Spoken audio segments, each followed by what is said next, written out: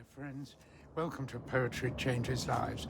It's so nice to be in this garden, even though it's a very hot afternoon. You know, when I was in hospital recently, I asked my daughter to bring me in some poetry, and she brought in some beautiful poems in a book that I really enjoyed, and I just experienced at first hand the way poetry can move you and change your mood. And poetry really saved me during those long hours sitting in hospital waiting rooms. And I'm very grateful for it. And during some of that time, I got to musing about, that's a word, musing, about the poetic inspiration, how almost every poem or poet has always somehow alluded to the fact that their poetry does not come directly and only from themselves and their brain and their inspiration alone. Nearly every poet there's ever been has alluded in some way to an outside force. The ancient Greeks and Romans and some of the ancient Egyptians saw that outside force as a sort of a divine, specifically targeted bunch of what you might call godlike beings. The Greeks and Romans had the 9 Muses, who were all dedicated to inspiring the performing arts. And interestingly, those 9 Muses, they're all in the sort of ancient way gods are organized. They are all children of one parent, and that parent is memory. Memory. It shows what a great store ancient people put on poetry and the performing arts in general, acting, reciting, singing, dancing, as a form of retaining memory and using memory to go forward. And it shows very much how poetry came into such popularity, because it was a very good way of remembering things. So the 9 Muses were not just inspiring creativity, they were also recalling memory. And that was very important for the ancients. Later on in the world, in the kind of 15th, 16th, 17th centuries, much of certainly Europe was ravaged by religious turmoil, the Reformation, the Counter-Reformation, all that sort of thing. And many people became very, very fervent believers, or equally non-believers.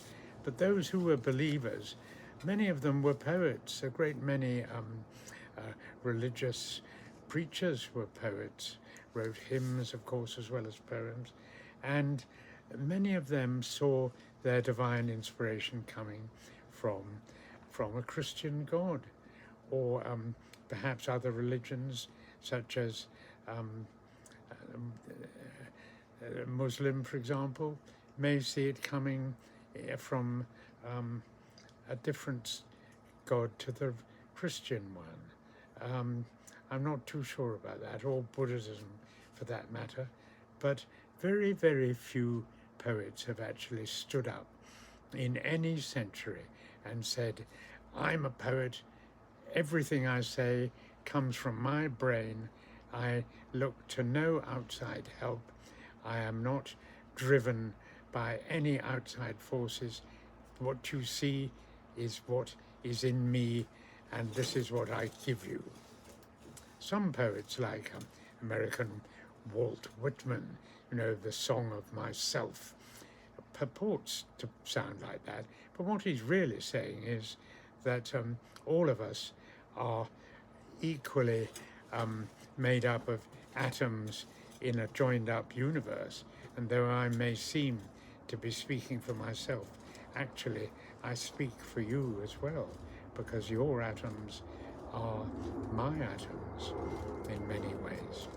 So it's a very interesting thing to look at, how poets over the ages have seen outside inspiration come to them, either from godlike divine creatures like the Muses, from the God, the Christian God, or the God they believe in themselves, or sometimes from more slightly abstract but equally recognizable attributes like imagination, the intellect, the ego.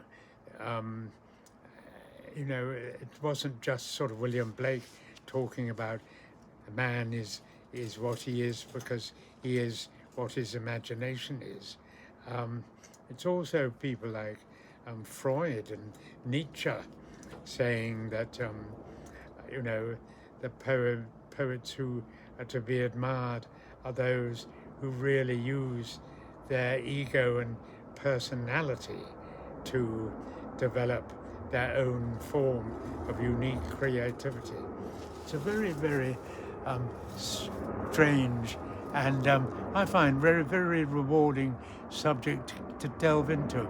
And while I was delving, I came across a man who's often bypassed, partly because he writes such massive poems, long and wordy, but a man who is actually a man of very simple faith and piety, a man who lived in the 16th, 17th century, John Milton, who lived through great religious turmoil, including the English Civil War, which was partly religious motivation. Milton got himself into trouble by trying to change sides in the Civil War and getting it all wrong. Nearly went to prison as a result when King Charles II was restored, but escaped. However, famously, Milton, of course, encountered blindness. He became blind as a relatively young man, I think in his late 30s, 40s. And for much of his great work, Paradise Lost and Paradise Regained, was done entirely from memory. He would spend nights kind of assembling in his brain these wonderful lines of poetry. And then in the morning, he would be, as he put it, like a cow ready for milking. And he would expect his relatives, usually his long-suffering daughters, to sit down while he dictated the fruits of his nights, sort of laboring in his memory. And what wonderful work, of course, it is. Milton saw his muse as coming from his God, his Christian God. And his invocation, much like Homer asks the muse for inspiration to sing to him of the man and the wrath of the man and that sort of thing. Milton asks God for illumination, really. And he says some very beautiful words at the beginning of his great poem, Paradise Lost, where he says particularly these two lines: "What in me is dark, illumine, and what is low, raise and support." A real prayer for clarification and creativity, if you ever heard one. And I think they're some of the most beautiful lines Milton ever wrote. I think some of his poetry verges on the grandiose, but when he's talking about himself, and his own struggles and his own troubles. I find he's at his most sincere, his most poignant, his most lovable, and dare I say it, his most beautiful. I recommend revisiting Milton.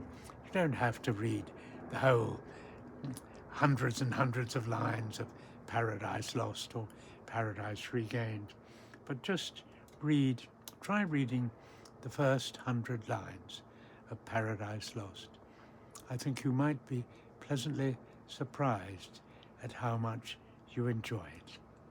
I'm going to do it now. Thanks for listening.